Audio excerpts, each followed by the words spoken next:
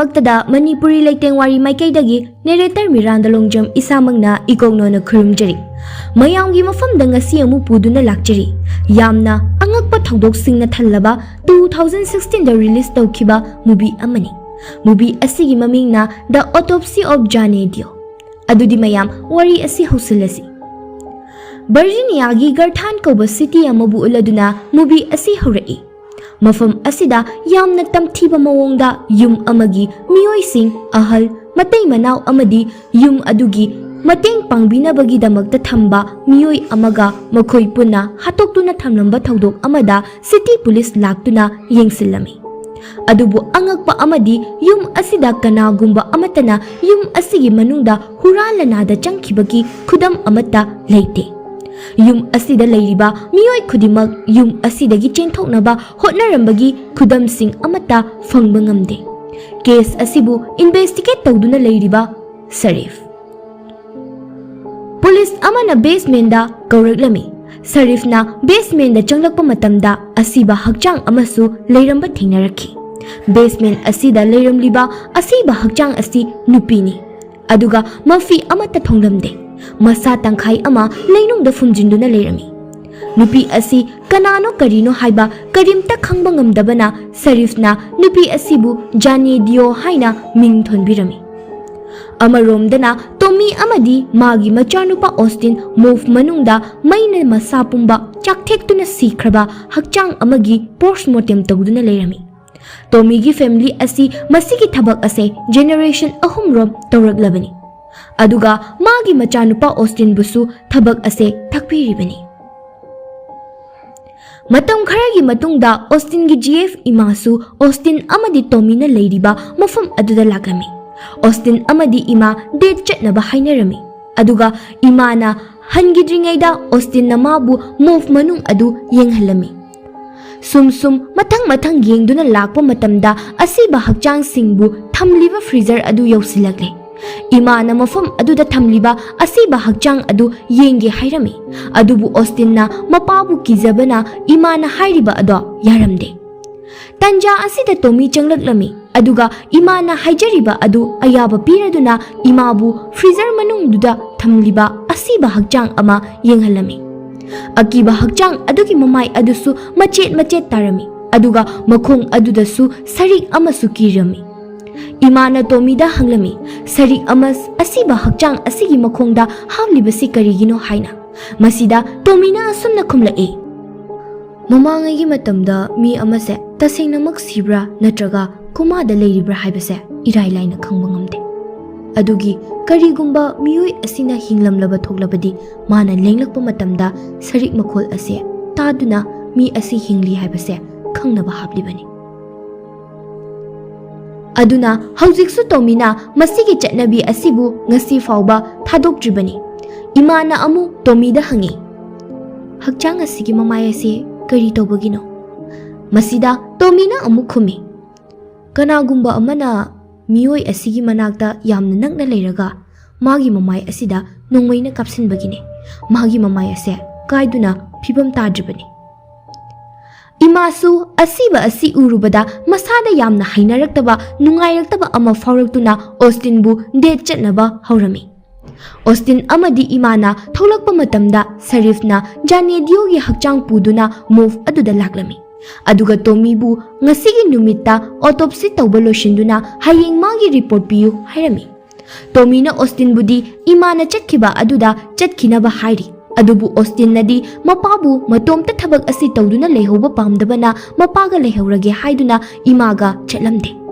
मसिदा इमासु Austin बु खरा वारौजरमी अदुगा ऑस्टिनना Imangi पुनिंग थेमजिल्लदुना थबक असे यामना थुना लोशिनबा तौगे अदुगा कैंडल लाइट डिनर चटसि हाइरमी इमासु ऑस्टिनगी वाफम अदु यारदुना होरेन अई नंगबु लौबा लाके हाइरमलगा चटखि ऑस्टिनसु ऑटोप्सी तौफम का अदुदा चंगलक्लमी अदुगा शरीफना टोमी अमदी ऑस्टिनदा जाने दियोगी हकचांग अदु येंगहलमी तंजा असिदा ऑस्टिनना लोइजबा हौदोंग अमा यामना कन्ना nganglakलमी मदुदा ऑस्टिनना हौदोंग अदुबु तालमी मसिगी मतुंग शरीफना टोमी अमदी ऑस्टिनदा हाइरमी युम अदुदा सिदुना लेरमलिबा मियोइ मरिमक ꯀꯔꯤ ꯀꯝꯗꯧꯅ ꯁꯤꯔꯤꯕꯅꯣ ꯍꯥꯏꯕ ꯑꯃꯠꯇ ꯈꯪꯕ ꯉꯝꯗꯅ ꯂꯩꯔꯤ꯫ ꯑꯗꯨꯒ ꯁꯔꯤꯐꯀꯤ ꯋꯥꯈꯜꯅ ꯊꯧꯗꯣꯛ ꯑꯁꯤꯒꯤ ꯃꯇꯥꯡꯗ ꯁꯥꯒꯠꯄ ꯋꯥꯔꯤꯗꯤ ꯌꯨꯝ ꯑꯗꯨꯗ ꯊꯕꯛ ꯇꯧꯅꯕꯒꯤꯗꯃꯛꯇ ꯃꯇꯦꯡ ꯄꯥꯡꯅꯕꯒꯤꯗꯃꯛꯇ ꯂꯩꯔꯤꯕ ꯃꯤꯑꯣꯏ ꯑꯗꯨꯅ ꯅꯨꯄꯤ ꯑꯁꯤꯕꯨ ꯍꯥꯠꯇꯣꯛꯂꯒ ꯌꯨꯝꯕꯨ ꯂꯩꯇ꯭ꯔꯤꯉꯩ ꯇꯥꯟꯖꯥ ꯌꯦꯡꯂꯗꯨꯅ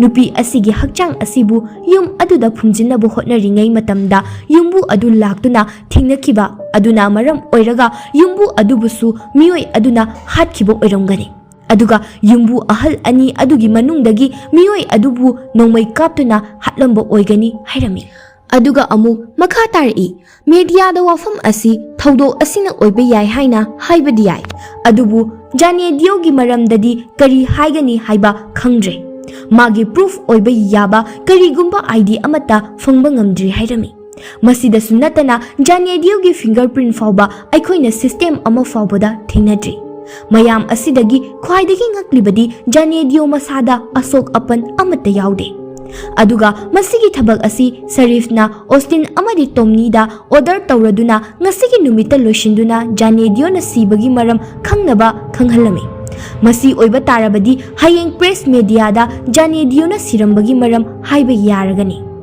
ꯑꯁꯨꯝꯅ ꯁꯔꯤꯐ ꯃꯐꯝ ꯑꯗꯨ ꯊꯥꯗꯣꯛꯇꯨꯅ ꯆꯠꯈꯤ꯫ ꯁꯔꯤꯐ ꯆꯠꯈ꯭ꯔꯕ ꯃꯇꯨꯡ ꯇꯣꯃꯤ ꯑꯃꯗꯤ ꯑꯣꯁꯇꯤꯟꯁꯨ ꯖꯥꯅꯦꯗꯤꯌꯣꯒꯤ ꯄꯣꯁꯠꯃꯣꯔꯇꯦꯝ ꯇꯧꯕ ꯍꯧꯔꯛꯂꯝꯃꯤ꯫ ꯑꯗꯨꯒ ꯅꯥꯀꯟꯗꯅ ꯔꯦꯗꯤꯑꯣ ꯑꯃꯁꯨ ꯊꯥꯔꯝꯃꯤ꯫ ꯔꯦꯗꯤꯑꯣ ꯑꯗꯨꯗ ꯍꯥꯏꯔꯛꯈꯤ,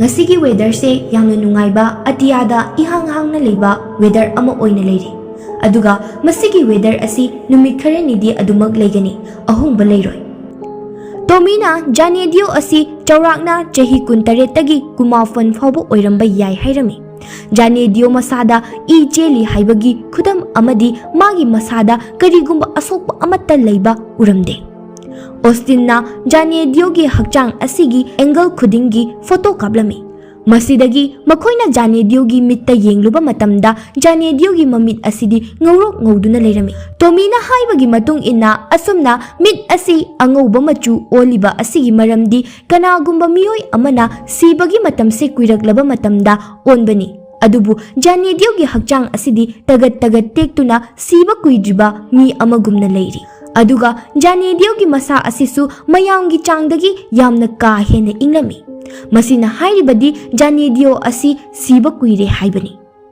ꯑꯁꯨꯝꯅ ꯇꯣꯃꯤ ꯑꯃꯗꯤ ꯑꯣꯁꯇꯤꯟꯁꯨ ꯇꯧꯔꯤꯕ ꯃꯊꯧ ꯑꯁꯤꯗ ꯀꯔꯤꯒꯨꯝꯕ ꯋꯥꯈꯜ ꯑꯃꯠꯇ ꯁꯥꯒꯠꯄ ꯉꯝꯗ꯭ꯔꯦ꯫ ꯑꯣꯁꯇꯤꯟꯅ ꯖꯥꯅꯦꯗꯤꯌꯣꯒꯤ ꯃꯁꯥ ꯁꯨꯝ ꯌꯦꯡꯂꯛꯄꯗ ꯃꯥꯒꯤ ꯈ꯭ꯋꯥꯡ ꯑꯁꯤ ꯑꯁꯨꯛꯀꯤ ꯃꯇꯤꯛ ꯃꯁꯥꯒꯤ ꯍꯛꯆꯥꯡ ꯑꯁꯤꯒ ꯆꯥꯟꯅꯗꯕ ꯃꯑꯣꯡꯗ ꯄꯤꯛꯂꯝꯃꯤ꯫ ꯇꯣꯃꯤꯅ ꯖꯥꯅꯦꯗꯤꯌꯣꯒꯤ ꯃꯈ꯭ꯋꯥꯡꯒꯤꯗ ꯑꯃꯨꯛ ꯍꯥꯏ, ꯃꯍꯥꯛ ꯑꯁꯦ ꯍꯦꯛ ꯄꯣꯛꯂꯛꯄꯗꯒꯤ ꯑꯁꯨꯝꯅ ꯇꯧꯔꯛꯄ ꯑꯣꯏꯔꯝꯕꯁꯨ ꯌꯥꯏ꯫ ꯃꯁꯤꯒꯤ ꯃꯔꯛ ꯑꯁꯤꯗ ꯇꯣꯃꯤꯅ ꯖꯥꯅꯦꯗꯤꯌꯣꯒꯤ ꯕꯣꯗꯤ ꯑꯁꯤꯗ ꯃꯍꯥꯛꯀꯤ ꯈꯨꯗꯥꯡ ꯑꯅꯤ ꯑꯃꯗꯤ ꯃꯈꯣꯡ ꯑꯅꯤꯃꯛꯀꯤ ꯇꯥꯡꯒꯤ ꯁꯔꯨ ꯑꯁꯤ ꯇꯦꯛꯇꯨꯅ ꯂꯩꯔꯝꯕ ꯊꯦꯡꯅꯔꯛꯈꯤ꯫ ꯑꯗꯨꯕꯨ ꯃꯄꯥꯜꯊꯣꯡꯗꯗꯤ ꯁꯔꯨꯁꯤꯡ ꯑꯗꯨ ꯇꯦꯛꯂꯦ ꯍꯥꯏꯕꯒꯤ ꯀꯔꯤꯒꯨꯝꯕ ꯈꯨꯗꯝ ꯆꯥꯡꯗꯝ ꯑꯣꯏꯕ ꯌꯥꯕ ꯑꯁꯣꯛꯄ ꯑꯃꯠꯇ ꯂꯩꯇꯦ꯫ ꯇꯣꯃꯤꯅ ꯑꯃꯨꯛ ꯖꯥꯅꯦꯒꯤ ꯈꯨꯖꯤꯟꯁꯤꯡꯗ ꯌꯦꯡꯂꯛꯄ ꯃꯇꯝꯗ ꯈꯨꯖꯤꯟ ꯃꯅꯨꯡꯗ ꯀꯔꯤꯒꯨꯝꯕ ꯈꯔ ꯌꯥꯎꯗꯨꯅ ꯂꯩꯔꯝꯃꯤ꯫ ꯃꯈꯥ ꯇꯥꯅ ꯃꯗꯨꯒꯤ ꯃꯔꯝꯗ ꯌꯦꯡꯁꯤꯜꯂꯨꯕ ꯃꯇꯝꯗ ꯈꯨꯖꯤꯟ ꯃꯅꯨꯡꯗ ꯌꯥꯎꯔꯝꯂꯤꯕ ꯑꯁꯤ ꯄꯤꯠꯅꯤ ꯍꯥꯏꯕ ꯈꯪꯂꯝꯈꯤ꯫ ꯇꯣꯃꯤꯅ ꯍꯥꯏ, ꯆꯍꯤ ꯀꯌꯥ ꯍꯧꯈ꯭ꯔꯦ ꯄꯤꯠ ꯑꯁꯤꯕꯨ ꯊꯦꯡꯅꯔꯛꯈꯤꯗꯕꯁꯦ?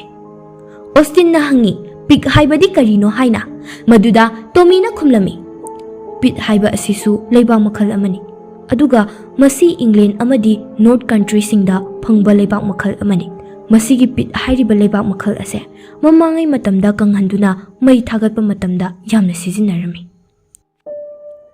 ꯖꯥꯅꯦꯒꯤ ꯈꯨꯖꯤꯟꯁꯤꯡꯗꯇ ꯅꯠꯇꯅ ꯃꯥꯒꯤ ꯃꯁꯝꯗꯁꯨ ꯄꯤꯠꯁꯤꯡ ꯌꯥꯎꯔꯝꯕ ꯊꯦꯡꯅꯔꯛꯈꯤ꯫ ꯁꯨꯝ ꯈꯟꯖꯤꯜꯂꯨꯕ ꯃꯇꯝꯗ ꯖꯥꯅꯦꯕꯨ ꯀꯅꯥꯒꯨꯝꯕ ꯃꯤꯑꯣꯏ ꯑꯃꯅ ꯂꯩꯕꯥꯛ ꯃꯅꯨꯡꯗ ꯃꯁꯥ ꯄꯨꯂꯞ ꯐꯨꯝꯖꯤꯜꯂꯝꯕꯁꯨ ꯃꯥꯜꯂꯤ꯫ ꯇꯣꯃꯤꯁꯨ ꯃꯥꯒꯤ ꯊꯕꯛ ꯃꯈꯥ ꯆꯠꯊꯅꯕ ꯍꯥꯏꯗꯨꯅ ꯖꯥꯅꯦꯒꯤ ꯕꯣꯗꯤꯗ ꯌꯦꯡꯁꯤꯜꯂꯛꯄ ꯃꯇꯝꯗ ꯑꯣꯁꯇꯤꯟ ꯑꯃꯗꯤ ꯇꯣꯃꯤꯅ ꯖꯥꯅꯦꯒꯤ ꯃꯃꯥꯏ ꯃꯃꯤꯠ ꯃꯅꯥꯀꯣꯡ ꯃꯅꯥꯇꯣꯟꯁꯤꯡꯗ ꯀꯔꯤꯒꯨꯝꯕ ꯑꯁꯣꯛꯄ ꯑꯃꯠꯇ ꯎꯔꯝꯗꯦ꯫ ꯑꯗꯨꯕꯨ ꯇꯣꯃꯤꯅ ꯖꯥꯅꯦꯒꯤ ꯃꯆꯤꯟ ꯀꯥꯍꯜꯂꯨꯕ ꯃꯇꯝꯗꯗꯤ ꯖꯥꯅꯦꯒꯤ ꯃꯔꯩ ꯑꯁꯤ ꯀꯛꯊꯠꯂꯝꯈꯤ꯫ ꯃꯁꯤ ꯎꯕꯗ ꯇꯣꯃꯤ ꯑꯃꯗꯤ ꯑꯣꯁꯇꯤꯟ ꯑꯉꯛꯄ ꯑꯣꯏꯔꯝꯃꯤ꯫ ꯖꯥꯅꯦ ꯃꯔꯩꯗ ꯂꯩꯔꯝꯂꯤꯕ ꯑꯁꯣꯛꯄ ꯑꯗꯨ ꯎꯕꯗ ꯀꯅꯥꯒꯨꯝꯕ ꯑꯃꯅ ꯃꯥꯒꯤ ꯃꯔꯩ ꯑꯁꯤꯕꯨ ꯆꯤꯡꯊꯣꯛꯂꯒ ꯀꯛꯊꯠꯈꯤꯕ ꯃꯥꯜꯂꯤ꯫ ꯇꯣꯃꯤꯅ ꯑꯃꯨꯛ ꯍꯥꯏ, ꯃꯁꯤꯗꯤ ꯍ꯭ꯌꯨꯃꯦꯟ ꯇ꯭ꯔꯥꯐꯤꯀꯤꯡꯒꯤ ꯀꯦꯁꯁꯨ ꯃꯥꯜꯂꯤ꯫ ꯉꯁꯤꯗꯒꯤ ꯆꯍꯤ 15ꯒꯤ ꯃꯃꯥꯡꯗ ꯑꯁꯤꯒꯨꯝꯕ ꯀꯦꯁ ꯑꯃ ꯊꯦꯡꯅꯈꯤ꯫ Case aduda nupi adugi makhut ani makhong ani punna punsinduna thamlami. Maramdi nupi adu chenkhidanabagini. Aduga makhoigi maraisu kakthatlami. Maramdi moina lauba khongba tawdanabani. Hojik fawbada thengnarakliba asidagi Tommy amadi Austin na khalle Janibu oktabi oihanaba purakhibu oigani haiduna. Matang asida Austin na Jani mamai adubu photo kaplakpa matamda Jani manaton se lenglakpagum tawrami. Aduga tamna I taraklami. Amadi thangnaba mikupta Jani natondagi haying ama paithorakhirami. Masi urubada Tommy amadi Austin angakpa amaga tuminna yengduna leirami. Mathangi mikupta Tommy na Jani kathoktuna leiriba machin aduda yengluba matamda Jani ya ama yauramde. Aduga magi machindagi lang ama sufanglami. Makha tana thijinnaba lang adubu cheksina thamlami. Tommy na Jani private part ta yengluba matamda asokpagi dakfam kaya ama thengnarami. Adubu masimakna karigumba wafam amata lepadi ngamde. Jani hakchang mapangi saruksing yengba loiraduna magi body asigi manung amu yengnaba Tommy amadi Austin na Jani hakchang adubu lenaba tawrami. Tanja asida weather ase yamna phalamde. Nongsu kanna tari. Masida natana akhak araugi makholna nilamki. Adubu pumnamakse nathaiduna mapa macha thabak makha chatharami. Austin na Jani masa adubu thangatladuna block amagi mathakta thamlami. Aduga Tommy na Jani masa adubu lenaba thang adu thangatpa matamda yamna ahawba makholda nong khaglakhi. Aduga makhoigi radio adusu signal mangduna sauraga leirami. Marak asida isai ama tharaklami. Open up your heart and let the sun shine in. Adubu Tommy amadi Austin masida karisu khanjiluba tawdana makhoigi mathau adu adumak tawrami. Tommy na Jani body adu thabaktagi puk fawba lelami. Asumna hek tawrubadagi Jani hakchangdagi ahingba mi amagi mawongda I mayam chentharakhi. Masi ubada Tommy amadi Austin karino tawriba mataw asibu haiduna angakpo irami. Tommy na Jani khwangda yengduna hakchang manungi organ singda yenglakpa matamda Tommy na hairami. Nupi asigi khwang asina masaga chanadaba mawong amada pikliba asi poglakpa matamdagi piklakpa mandre hairami. Austin na adudi magi khwang asina asuk yamna pikpagi maramsi kari oiramgani hanglami. Tommy na khumi. Matang kuina kose sijinnabana asumba awonbase hakchang asida laklibani. Austin na amuk hai. Kose setpagi chatnabidi asi loikhiba matang kuire. Masigi matung Tommy na Jani hakchang saru singbu kaklaba matungda magi manungi organ sing adu yenglakpa matamda Jani lungs asi musuk muduna leirami. Austin nadi churup thakpagi oiramgani hairami. Masida Tommy na khumi. Chahi kunthra se sunglep-leptana maikhu sijinnarabasu masigi chang asidagdi yauba ngamoi. Masidi yamna kuina mai thaduna thambagi mawongni. Nupi asigi hakchang asida maina chakhibagi amata leite. Masina Tommy wakhal asibu khanfam khangdaba angakpa ama oihalami. Masigi matung Tommy na Jani heart lauthokduna yengba matamda Jani heart asida thangna lenkhibagi mami tarami. Aduga heart khangnatana atop-atoppa hakchang manungi kayat singsu chap manaba thangna lenbagi mami su tarami. Adubu hakchang asigi mapal thongda asok apan amata yaudraga manungi kayat sing asitama karamna sokhalam libana. Masigi maramda Tommy amadi Austin khanarami. Tanja asida mob asigi maisu masa matomta amungan amumut tawraklami. Aduga Austin na ka asigi mapanda kariguma makhol amatarakduna yengba thoklami. Matam asida lambigi nakalda thetpa mingsel amada Austin na kanagumba amabu atop-atopa kasing chatpada phawdokfam oiriba lambi mayaida leptuna leiba urami. Adubu Austin na mafam aduda changlaktuna yengba matamdadi kanasu mafam aduda leiramde. Somdana Tommy na Jani intestine da karigumba ama thengnarami. Madubu lokthoknaba thangna intestine adu kakke tawba matamda Jani saru machin amada Tommy makhut khetkhiduna soklami. Asomdana Austin na tarakliba makhol adu storeroom gi ventilation dagi lakpu oirami. Austinna changsindu ventilation aduda yengluba matamda karigumba masakti udaba amana lauduna Austinda chongsilaklami. Masidagi Austinna kiraduna laurami aduga leimaida tusilami. Tommy su Austin gi khonjel tabadagi magi manakta laklami. Tommy bu ubadagi Austin su kiba kharadi phakhirami. Aduga amuk hanna ventilation aduda yenglami. Torch thanjinduna yenglubada ventilation manungda Austin gi haudong adu yamna soktuna lerami. Aduga haudong adugi manungi organ singsu amate yauramde. Austin amadi Tommy haudong adu ubada yamna nungairamde. Aduga haudong aduna awa chaina khangba adu yengba ngamdraduna Tommy na haudong adubu mangag laithek-laga hatlami. Aduga haudong adubu crematorium da pusinduna yamna ikai khumnaba amaga loinana magi mathau mangam pangthokpirami. Masigi matung makhoi thabak amuk makha chatharaduna janegi manungi kayat singda yenglakpa matamda lei amasu thengnarami. Tommy na lei adugi maramda thiruba matamda lei adugi mami Jimson Wheat kurami. Aduga lei asibu charuba miyoi adu paralyzed tawi. Aduga lei asi North country singda khakta phangba leini. Lei asigi maramda khanglaba tungda amu makhoi gi thabak ase makha chatharami. Tanja asigi weather ase yamna thuna onba haibadu oirami. Nongi akhak arau su amuk hauraklami.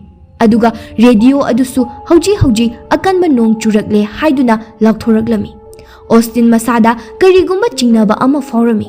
Makoina autopsy asi haudringai matamda weather ase yamna fai kharanidi asumna leigani haina lakthokhibani. Austin gi phukningda karigumba khudong thiba amagi mami tarami. Aduna Tommy da ngasi ahing sidi thabak ase lepnaba hairami. Adubu Sarif na Tommy da ngasi gi numita janegi sirambagi maram asi thidokadabani haina order tawramba aduna Tommy na thabak asi buloshindana mayaida thamlamba se pamlamde. Aduna Austin na karigumba chaninglabasu chatpa yagani hairami. Austin su mapapu matomta thanamba pamdabana magi tawfam thokpa thabak sing makha tana tawrami. Masigi marak asida Tommy na janegi hakchang manungdagi fizet amana yomsillaba migi ya ama yauramba thengnarami. Aduga ya adubu yomlamliba fizet aduda karigumba kharasu yeklami. Fizet adugi maning mamangdasu roman maye khara tharami. Aduga angakpa amana fizet adu janegi hakchang manungda leiramabasu fizet aduda karigumba akaiba amata yauramde.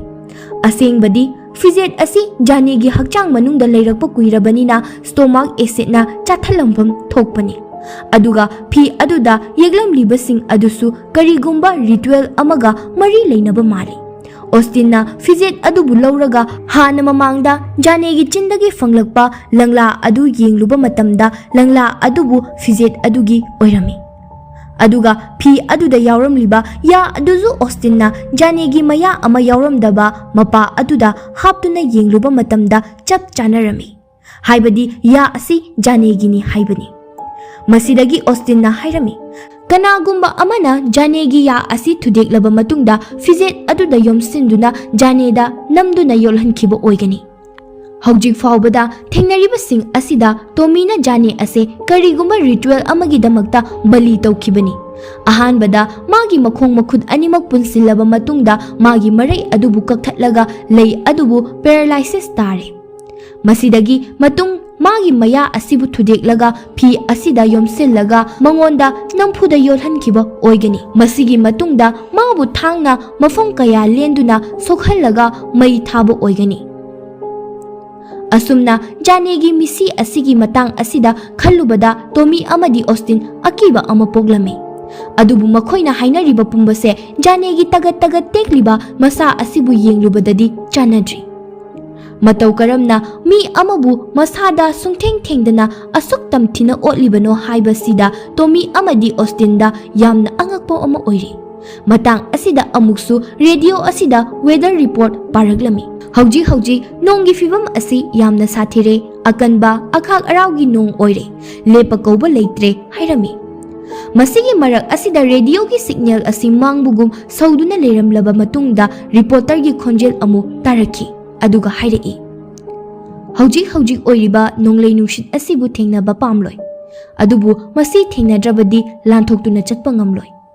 ꯃꯁꯤꯗ ꯑꯣꯁꯇꯤꯟꯅ ꯃꯈꯣꯏꯕꯨ ꯀꯔꯤꯒꯨꯝꯕ ꯈꯨꯗꯣꯡꯊꯤꯕ ꯑꯃꯒꯤ warning ꯄꯤꯕꯅꯤ ꯍꯥꯏꯅ ꯈꯟꯗꯨꯅ ꯍꯧꯖꯤꯛꯃꯛ ꯃꯐꯝ ꯑꯁꯤꯕꯨ ꯊꯥꯗꯣꯛꯇꯨꯅ ꯆꯠꯅꯕ ꯇꯣꯃꯤꯗ ꯍꯥꯏꯔꯝꯃꯤ꯫ ꯑꯗꯨꯕꯨ ꯇꯣꯃꯤꯅ ꯊꯧꯑꯣꯏꯔꯝꯗꯦ꯫ ꯑꯗꯨꯒ ꯑꯣꯁꯇꯤꯟꯕꯨ ꯖꯥꯅꯦꯒꯤ ꯁ꯭ꯀꯤꯟ ꯂꯧꯊꯣꯛꯄꯗ ꯃꯇꯦꯡ ꯄꯥꯡꯂꯨꯅꯕ ꯍꯥꯏꯔꯝꯃꯤ꯫ ꯑꯣꯁꯇꯤꯟꯁꯨ ꯎꯄꯥꯏ ꯂꯩꯇ꯭ꯔꯗꯨꯅ ꯃꯄꯥꯅ ꯍꯥꯏꯔꯤꯕ ꯑꯗꯨ ꯑꯗꯨꯃꯛ ꯇꯧꯔꯗꯨꯅ ꯂꯩꯔꯝꯃꯤ꯫ ꯖꯥꯅꯦꯒꯤ ꯁ꯭ꯀꯤꯟ ꯄꯨꯝꯅꯃꯛ ꯂꯧꯊꯣꯛꯄ ꯂꯣꯏꯔꯗꯨꯅ ꯌꯦꯡꯂꯨꯕ ꯃꯇꯝꯗ ꯐꯤꯖꯦꯠ ꯑꯗꯨꯗ ꯏꯔꯝꯕ ꯑꯗꯨꯒꯨꯝꯅ ꯖꯥꯅꯦꯒꯤ ꯎꯟꯁꯥ ꯑꯗꯨꯗꯁꯨ ꯔꯣꯃꯥꯟ ꯃꯌꯦꯛꯁꯤꯡ ꯏꯗꯨꯅ ꯂꯩꯔꯝꯃꯤ꯫ ꯃꯁꯤ ꯀꯔꯤꯅꯣ ꯍꯥꯏꯕ ꯈꯪꯕ ꯉꯝꯗ꯭ꯔꯤꯉꯩ ꯀꯥ ꯑꯗꯨꯗ ꯊꯥꯜꯂꯝꯂꯤꯕ ꯕꯜꯕ ꯇ꯭ꯌꯨꯕ ꯄꯨꯝꯕ ꯄꯣꯈꯥꯏꯈꯤ꯫ ꯑꯗꯨꯅ ꯀꯥ ꯑꯁꯤ ꯑꯁꯨꯛꯀꯤ ꯃꯇꯤꯛ ꯑꯃꯝꯕ ꯍꯥꯏꯕꯗꯨ ꯑꯣꯏꯔꯦ꯫ ꯃꯁꯤꯗꯒꯤ ꯑꯣꯁꯇꯤꯟꯅ ꯇꯣꯔꯆ ꯊꯥꯟꯗꯨꯅ ꯌꯦꯡꯂꯛꯄ ꯃꯇꯝꯗ ꯀꯥ ꯑꯗꯨꯒꯤ ꯐ꯭रीꯖꯔꯗ ꯊꯝꯂꯝꯕ ꯑꯁꯤꯕ ꯍꯛꯆꯥꯡꯁꯤꯡ ꯑꯗꯨ ꯑꯃꯠꯇ ꯂꯩꯔꯝꯗ꯭ꯔꯦ꯫ ꯑꯗꯨꯒ ꯑꯊꯨꯕ ꯃꯇꯝꯗ ꯇꯣꯃꯤꯕꯨ ꯄꯨꯔꯗꯨꯅ ꯃꯐꯝ ꯑꯗꯨꯗꯒꯤ ꯊꯣꯛꯂꯛꯂꯝꯃꯤ꯫ ꯃꯐꯝ ꯑꯗꯨꯗꯒꯤ ꯃꯩ ꯃꯨꯠꯈꯤꯕꯗꯒꯤ ꯖꯦꯅꯦꯔꯦꯇꯔꯗꯒꯤ ꯃꯩ ꯊꯥꯜꯂꯝꯃꯤ꯫ ꯑꯗꯨꯕꯨ ꯃꯐꯝ ꯑꯗꯨꯒꯤ ꯂꯤꯐ ꯑꯗꯨꯗꯤ ꯃꯩ ꯂꯥꯛꯇꯕꯅ ꯌꯥꯔꯝꯗ꯭ꯔꯦ꯫ ꯑꯗꯨꯅ ꯁ꯭ꯇꯦꯌꯔꯗꯒꯤ ꯕꯦꯁꯃꯦꯟ ꯇꯝꯅ ꯆꯠꯂꯝꯃꯤ꯫ ꯑꯗꯨꯒ ꯕꯦꯁꯃꯦꯟꯒꯤ ꯊꯣꯡ ꯑꯗꯨ ꯍꯥꯡꯗꯣꯛꯅꯕ ꯇꯧꯔꯛꯄ ꯃꯇꯝꯗ ꯅꯣꯡꯂꯩ ꯅꯨꯡꯁꯤꯠ ꯑꯗꯨꯅ ꯃꯔꯝ ꯑꯣꯏꯔꯒ ꯎ ꯑꯃ ꯇꯦꯛꯂꯛꯇꯨꯅ ꯊꯣꯡ ꯑꯗꯨꯒꯤ ꯃꯊꯛꯇ ꯇꯥꯁꯤꯜꯂꯛꯄꯗꯒꯤ ꯊꯣꯡ ꯑꯗꯨ ꯍꯥꯡꯗꯣꯛꯄ ꯉꯝꯂꯝꯗꯦ꯫ ꯁꯔꯤꯐꯄꯨ ꯃꯈꯣꯏꯒꯤ ꯃꯇꯦꯡ ꯄꯥꯡꯕꯤꯅꯕ ꯀꯣꯜ ꯇꯧꯒꯦ ꯇꯧꯔꯛꯄ ꯃꯇꯝꯗ ꯃꯈꯣꯏꯒꯤ ꯐꯣꯟꯗ ꯁꯤꯒꯅꯦꯜ ꯑꯃꯠꯇ ꯐꯪꯂꯝꯗꯦ꯫ ꯑꯗꯨꯅ ꯃꯈꯣꯏꯒꯤ ꯑꯣꯐꯤꯁꯇ ꯊꯝꯂꯤꯕ ꯂꯦꯟꯗꯂꯥꯏꯟ ꯑꯗꯨ ꯇꯝꯅ ꯂꯥꯛꯂꯝꯃꯤ꯫ ꯇꯟꯖꯥ ꯑꯁꯤꯗ ꯃꯈꯣꯏ ꯇꯝꯅ ꯀꯅꯥꯅꯣ ꯑꯃ ꯂꯥꯛꯄꯒꯤ ꯈꯣꯡ ꯊꯥꯡꯕꯒꯤ ꯃꯈꯣꯜ ꯇꯥꯔꯛꯂꯝꯃꯤ꯫ ꯃꯁꯤꯗ ꯃꯈꯣꯏ ꯑꯅꯤ ꯀꯤꯔꯗꯨꯅ ꯑꯣꯐꯤꯁ ꯃꯅꯨꯡꯗ ꯆꯦꯟꯁꯤꯜꯂꯝꯃꯤ꯫ ꯑꯗꯨꯒ ꯑꯣꯐꯤꯁ ꯑꯗꯨꯒꯤ ꯊꯣꯡ ꯑꯗꯨ ꯃꯅꯨꯡꯗ ꯂꯣꯟꯁꯤꯜꯂꯝꯃꯤ꯫ ꯑꯗꯨꯒ ꯇꯣꯃꯤꯅ ꯁꯔꯤꯐꯇ ꯀꯣꯜ ꯇꯧꯔꯝꯃꯤ꯫ ꯁꯔꯤꯐꯇꯨ ꯄꯥꯏꯔꯛꯂꯝꯃꯤ꯫ ꯑꯗꯨꯕꯨ ꯁꯤꯒꯅꯦꯜ ꯑꯁꯤ ꯌꯥꯝꯅ ꯄꯤꯛꯅ ꯐꯪꯕꯅ ꯋꯥ ꯍꯥꯏꯕ ꯑꯃꯠꯇ ꯊꯥꯔꯝꯗꯦ꯫ ꯑꯗꯨꯒ ꯀꯣꯜ ꯑꯗꯨꯁꯨ ꯇꯠꯈꯤꯔꯝꯃꯤ꯫ ꯑꯁꯨꯝꯅ ꯃꯈꯣꯏ ꯑꯅꯤ ꯃꯐꯝ ꯑꯗꯨꯗꯒꯤ ꯊꯣꯛꯄ ꯉꯝꯗꯅ ꯂꯩꯔꯤ꯫ ꯑꯗꯨꯒ ꯃꯐꯝ ꯑꯁꯤꯗꯒꯤ ꯊꯣꯛꯅꯕ ꯑꯇꯣꯞꯄ ꯎꯄꯥꯏꯁꯤꯡ ꯊꯤꯔꯝꯃꯤ꯫ ꯇꯟꯖꯥ ꯑꯁꯤꯗ ꯁꯔꯤꯛ ꯃꯈꯣꯜ ꯑꯃ ꯇꯥꯔꯛꯂꯝꯃꯤ꯫ ꯃꯁꯤꯅ ꯍꯥꯏꯕꯗꯤ ꯑꯁꯤꯕ ꯍꯛꯆꯥꯡ ꯑꯃ ꯃꯈꯣꯏ ꯇꯝꯅ ꯂꯥꯛꯂꯦ ꯍꯥꯏꯕꯅꯤ꯫ ꯁꯨꯝ ꯁꯨꯝ ꯂꯥꯛꯇꯨꯅ ꯑꯁꯤꯕ ꯍꯛꯆꯥꯡ ꯑꯗꯨ ꯃꯈꯣꯏꯅ ꯂꯩꯔꯤꯕ ꯀꯥ ꯑꯗꯨꯒꯤ ꯊꯣꯡ ꯐꯥꯎꯕ ꯌꯧꯁꯤꯜꯂꯛꯂꯝꯃꯤ꯫ ꯃꯈꯣꯏꯅ ꯃꯐꯝ ꯑꯗꯨꯗ ꯑꯁꯤꯕ ꯍꯛꯆꯥꯡ ꯑꯗꯨ ꯂꯩꯔꯦ ꯍꯥꯏꯕꯁꯦ ꯇꯁꯦꯡ ꯇꯁꯦꯡꯅ ꯐꯥꯎꯔꯝꯃꯤ꯫ ꯑꯣꯁꯇꯤꯟꯅ ꯊꯣꯡ ꯑꯗꯨꯒꯤ ꯃꯄꯥꯟꯗ ꯃꯈꯥ ꯄꯥꯛꯊꯗꯨꯅ ꯌꯦꯡꯂꯨꯕ ꯃꯇꯝꯗ ꯑꯁꯤꯕ ꯍꯛꯆꯥꯡ ꯑꯗꯨꯒꯤ ꯃꯈꯣꯡ ꯑꯗꯨ ꯎꯔꯝꯃꯤ꯫ ꯃꯗꯨ ꯎꯔꯕꯗ ꯑꯣꯁꯇꯤꯟ ꯄꯥꯈꯠꯂꯝꯃꯤ꯫ ꯃꯇꯝ ꯑꯁꯤꯗ ꯑꯁꯤꯕ ꯑꯗꯨꯅ ꯆꯪꯁꯤꯜꯂꯛꯇꯨꯅ ꯊꯣꯡ ꯑꯗꯨ ꯊꯨꯒꯥꯏꯔꯒ ꯆꯪꯂꯛꯅꯕ ꯇꯧꯔꯝꯃꯤ꯫ ꯇꯣꯃꯤ ꯑꯃꯗꯤ ꯑꯣꯁꯇꯤꯟꯅ ꯊꯣꯡ ꯑꯗꯨꯕꯨ ꯑꯆꯧꯕ ꯎꯄꯨ ꯑꯃꯅ ꯉꯥꯛꯁꯤꯟꯗꯨꯅ ꯊꯝꯂꯝꯃꯤ꯫ ꯑꯁꯤꯕ ꯑꯗꯨꯁꯨ ꯊꯣꯡ ꯑꯗꯨ ꯊꯤꯟꯕ ꯌꯥꯕ ꯊꯤꯜꯂꯝꯂꯒ ꯇꯨꯃꯤꯟꯅ ꯂꯩꯈꯤꯔꯝꯃꯤ꯫ ꯍꯟꯗꯛꯇꯤ ꯑꯣꯁꯇꯤꯟꯁꯨ ꯊꯣꯛꯂꯤꯕ ꯊꯧꯗꯣꯛꯁꯤꯡ ꯄꯨꯝꯅꯃꯛ ꯑꯁꯦ ꯖꯥꯅꯦꯅ ꯇꯧꯍꯟꯕꯅꯤ ꯍꯥꯏꯅ ꯊꯥꯖꯔꯦ꯫ ꯖꯥꯅꯦ ꯄꯨꯔꯛꯇ꯭ꯔꯤꯉꯩ ꯃꯇꯝꯗ ꯃꯐꯝ ꯑꯁꯦ ꯀꯔꯤꯁꯨ ꯇꯧꯔꯝꯕ ꯅꯠꯇꯦ꯫ ꯑꯗꯨꯕꯨ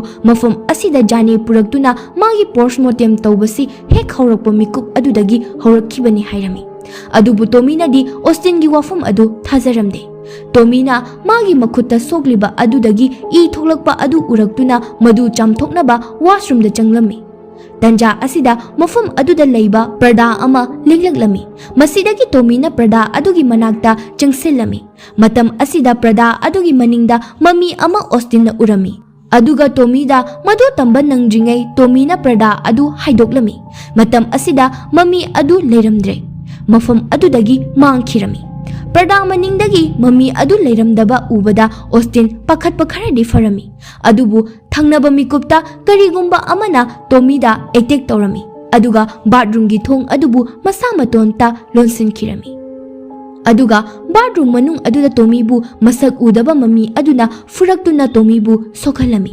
ꯑꯣꯁꯇꯤꯟꯅ ꯆꯦꯟꯁꯤꯟꯗꯨꯅ ꯊꯣꯡ ꯑꯗꯨꯕꯨ ꯅꯝꯈꯥꯏꯔꯝꯃꯤ꯫ ꯑꯗꯨꯒ ꯃꯄꯥꯒꯤ ꯃꯅꯥꯛꯇ ꯆꯪꯂꯝꯃꯤ꯫ ꯇꯣꯃꯤ ꯂꯩꯃꯥꯏꯗ ꯇꯥꯔꯗꯨꯅ ꯑꯅꯥꯕ ꯈꯪꯂꯝꯃꯤ꯫ ꯑꯣꯁꯇꯤꯟꯅ ꯇꯣꯃꯤꯕꯨ ꯄꯨꯊꯣꯛꯂꯛꯇꯨꯅ ꯑꯁꯣꯛꯄꯁꯤꯡ ꯑꯗꯨꯕꯨ ꯍꯤꯗꯥꯛ ꯍꯥꯞꯄꯤꯔꯝꯃꯤ꯫ ꯊꯧꯗꯣꯛ ꯑꯁꯤꯗꯒꯤ ꯇꯣꯃꯤꯁꯨ ꯄꯨꯝꯅꯃꯛ ꯑꯁꯦ ꯖꯥꯅꯦꯅ ꯇꯧꯍꯟꯕꯅꯤ ꯍꯥꯏꯅ ꯈꯪꯈꯤ꯫ ꯑꯗꯨꯒ ꯖꯥꯅꯦꯒꯤ ꯕꯣꯗꯤ ꯑꯁꯤꯕꯨ ꯂꯣꯏꯁꯤꯟꯅꯕ ꯃꯈꯣꯏ ꯑꯅꯤ ꯑꯣꯇꯣꯞꯁꯤ ꯔꯨꯝ ꯑꯗꯨꯗ ꯑꯃꯨꯛ ꯂꯥꯛꯂꯝꯃꯤ꯫ ꯃꯈꯣꯏꯅ ꯆꯪꯂꯛꯄ ꯃꯇꯝꯗ ꯖꯥꯅꯦꯒꯤ ꯕꯣꯗꯤ ꯑꯗꯨꯗꯒꯤ ꯂꯧꯊꯣꯛꯇꯨꯅ ꯊꯝꯂꯝꯕ ꯑꯣꯔꯒꯥꯟꯁꯤꯡ ꯑꯗꯨ ꯂꯣꯏꯅ ꯄꯨꯝꯊꯔꯝꯃꯤ꯫ ꯑꯗꯨꯕꯨ ꯖꯥꯅꯦꯒꯤ ꯕꯣꯗꯤ ꯑꯗꯨꯗꯗꯤ ꯍꯥꯟꯅꯒꯤ ꯆꯥꯡꯗ ꯀꯩꯁꯨ ꯑꯀꯥꯏꯕ ꯑꯃꯠꯇ ꯂꯩꯇꯅ ꯇꯒꯠ ꯇꯒꯠ ꯇꯦꯛꯅ ꯂꯩꯔꯝꯃꯤ꯫ ꯖꯥꯅꯦꯒꯤ ꯕꯣꯗꯤꯁꯤꯅ ꯑꯣꯔꯒꯥꯟꯁꯤꯡ ꯑꯗꯨꯕꯨ ꯉꯥꯛꯇꯨꯅ ꯊꯝꯂꯝꯕ ꯃꯥꯜꯂꯤ꯫ ꯃꯥꯒꯤ ꯕꯣꯗꯤꯗꯒꯤ ꯂꯧꯊꯣꯛꯂꯨꯕ ꯃꯇꯝꯗ ꯄꯨꯝꯊꯈꯤꯔꯝꯃꯤ꯫ ꯑꯁꯨꯝꯅ ꯖꯥꯅꯦꯒꯤ ꯍꯛꯆꯥꯡ ꯑꯗꯨꯕꯨ ꯄꯣꯠꯂꯣꯏꯅꯕꯒꯤꯗꯃꯛꯇ ꯀ꯭ꯔꯤꯃꯤꯇꯣꯔꯤꯌꯝꯗ ꯄꯨꯔꯛꯅꯕ ꯇꯧꯔꯛꯄ ꯃꯇꯝꯗ ꯀꯥ ꯑꯗꯨꯒꯤ ꯊꯣꯡ ꯑꯁꯤ ꯃꯁꯥ ꯃꯇꯣꯝꯇ ꯂꯣꯟꯁꯤꯟꯖꯔꯝꯃꯤ꯫ Austinna singjang ama pairaga thong adu yansilami.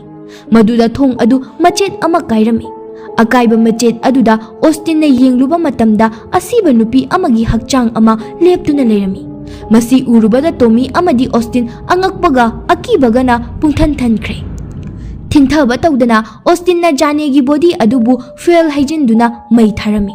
Adubu Janegi body asibu thadoglaga ka asida leiramba pochai sing pumba chakba horami. Janegi maramda research tawbagi che chang photo sing amadi camera fawba maina chaklami. Adubu Janegi body adudi karimta tawramde. Masidagi Tomina mai adusu mapung phana muthatlami. Aduga Janegi masada chakliba mai asi Janegi body asina chupsin khiba asisu makhoina urami. Aduga haujiksu Janegi body asida karigumba dak amata taramde. Tanja asida maisu laglami. Aduga lipsu yarami. Masidagi Tomina singjang ama pairaduna makhoi ani thawai hingjanaba leaf adu tamna chelami. Adubu makhoina leaf adu yaudringai leaf ki thong adu thingjenkhiduna mathaglomda karami. Matam asida asiba hakchang amana makhoi tamna lakpa urami. Masi urubadagi Austinna pakhat-pakhatna leaf ki button aduda hanjin-hanjinna namsillami. Asiba adusu makoigi manakta yamna naksillaglami. Makoi anidi madu ubada yamna pakhatlami. Tanja asida leaf kumlakpagi makolsu taraklami. Austinna leaf ki thong adubu hangdokladuna makoi ani leaf adugi manungda changsallami.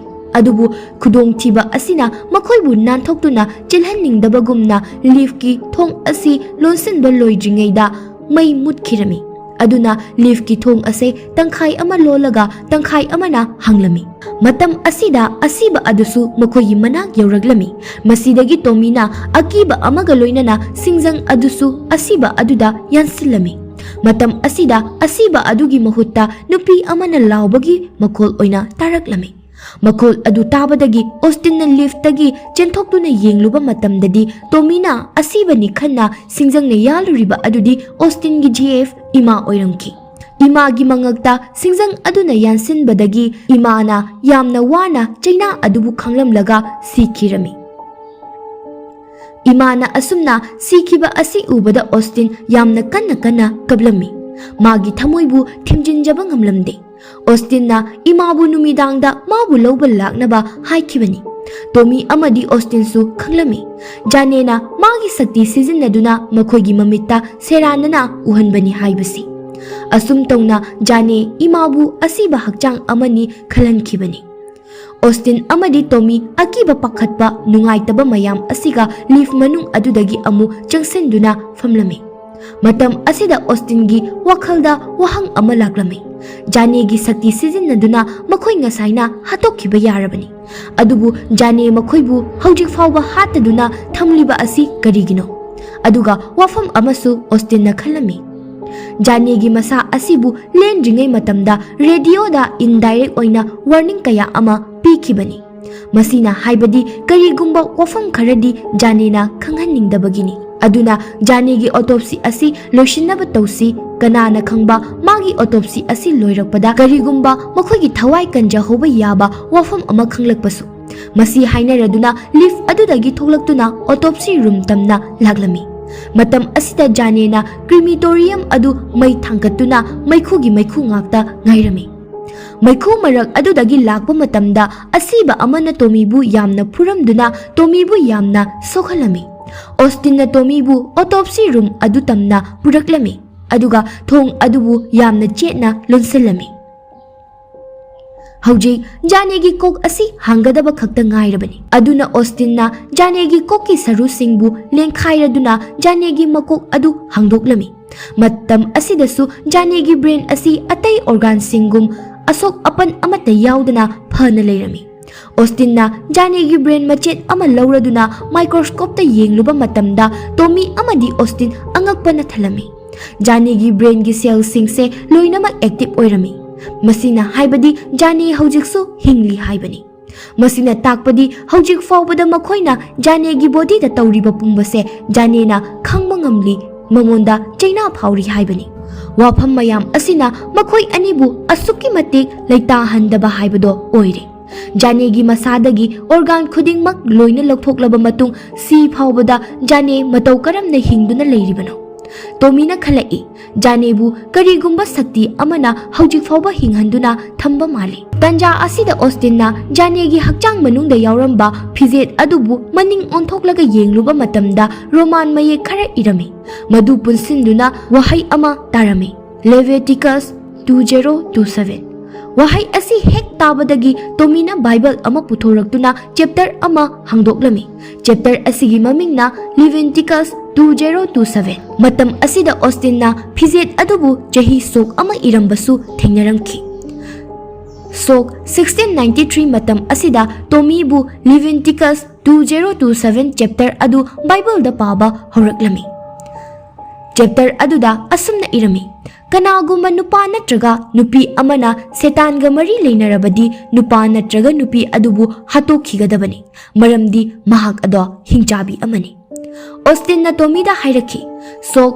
1693ꯒꯤ ꯃꯇꯝ ꯑꯁꯤꯗ England ꯆꯍꯤ ꯅꯧꯔꯤꯕꯤ ꯅꯨꯄꯤ ꯀꯌꯥꯕꯨ ꯍꯤꯡꯆꯥꯕꯤꯅꯤ ꯍꯥꯏꯗꯨꯅ ꯕꯖꯥꯔ ꯃꯌꯥꯏꯗ ꯄꯨꯊꯣꯛꯇꯨꯅ ꯃꯩ ꯊꯥꯈꯤꯕ, ꯑꯗꯨꯒ ꯃꯁꯤꯒꯤ ꯊꯧꯗꯣꯛ ꯑꯁꯦ ꯁꯦꯂꯨꯟ ꯋꯤꯠꯆ ꯇ꯭ꯔꯥꯏꯌꯦꯜ ꯍꯥꯏꯅ ꯈꯪꯅꯩ꯫ ꯃꯌꯥꯝ ꯑꯁꯤꯕꯨ ꯄꯨꯟꯁꯤꯜꯂꯗꯨꯅ ꯇꯣꯃꯤ ꯑꯃꯗꯤ ꯑꯣꯁꯇꯤꯟꯅ ꯋꯥꯔꯣꯏꯁꯤꯟ ꯑꯃ ꯄꯨꯔꯛꯂꯝꯃꯤ, ꯃꯗꯨꯗꯤ ꯖꯥꯅꯦꯁꯨ 1693ꯒꯤ ꯁꯦꯂꯨꯟ ꯋꯤꯠꯆ ꯇ꯭ꯔꯥꯏꯌꯦꯜ ꯑꯁꯤꯗ ꯍꯥꯠꯈꯤꯕ ꯑꯣꯏꯒꯅꯤ꯫ ꯑꯗꯨꯒ ꯃꯁꯤꯗꯤ ꯇꯣꯃꯤꯅ ꯊꯥꯖꯕ ꯋꯥꯐꯝ ꯑꯃꯅ ꯋꯤꯠꯆꯅꯤ ꯍꯥꯏꯗꯨꯅ ꯃꯩ ꯊꯥꯕꯤꯈ꯭ꯔꯕ ꯅꯨꯄꯤꯁꯤꯡ ꯑꯗꯨꯕꯨ ꯋꯤꯠꯆ ꯅꯠꯇꯦ, ꯁꯨꯞꯅꯇꯪꯒꯤ ꯋꯥꯈꯜ ꯂꯩꯅꯥ ꯂꯩꯕ ꯃꯤꯑꯣꯏꯁꯤꯡꯅꯤ, ꯑꯗꯨꯒ ꯃꯌꯥꯝꯒꯤ ꯐꯠꯇ꯭ꯔꯕ ꯊꯥꯖꯕꯤ ꯑꯁꯤꯅ ꯃꯈꯣꯏꯕꯨꯁꯨ ꯌꯥꯎꯈꯤꯕꯅꯤ꯫ ꯑꯗꯨꯕꯨ ꯍꯧꯖꯤꯛ ꯊꯣꯛꯈ꯭ꯔꯤꯕ ꯑꯀꯤꯕ ꯊꯧꯗꯣꯛꯁꯤꯡ ꯑꯁꯤꯕꯨꯁꯨ ꯅꯥꯊꯩꯕ ꯉꯝꯗꯦ꯫ ꯇꯣꯃꯤꯒꯤ ꯋꯥꯈꯜꯗ ꯀꯔꯤꯒꯨꯝꯕ ꯑꯃ ꯈꯜꯂꯛꯂꯝꯃꯤ, ꯑꯇꯩ ꯅꯨꯄꯤꯁꯤꯡꯒꯨꯝꯅ ꯖꯥꯅꯦꯁꯨ ꯋꯤꯠꯆ ꯑꯃ ꯑꯣꯏꯔꯝꯗꯕ ꯌꯥꯏ, ꯑꯗꯨꯒ ꯃꯈꯣꯏꯅ ꯇꯧꯕꯤꯈꯤꯕ ꯔꯤꯆꯨꯑꯦꯜ ꯑꯗꯨꯅ ꯑꯣꯟꯅ ꯇꯩꯅꯅ ꯆꯠꯈꯤꯗꯨꯅ ꯏꯆꯝ ꯆꯝꯖꯕ ꯅꯨꯄꯤ ꯑꯃꯕꯨ ꯋꯤꯠꯆ ꯑꯃ ꯑꯣꯏꯅ ꯑꯣꯟꯊꯣꯛꯄꯤꯈꯤꯕ ꯃꯥꯜꯂꯤ꯫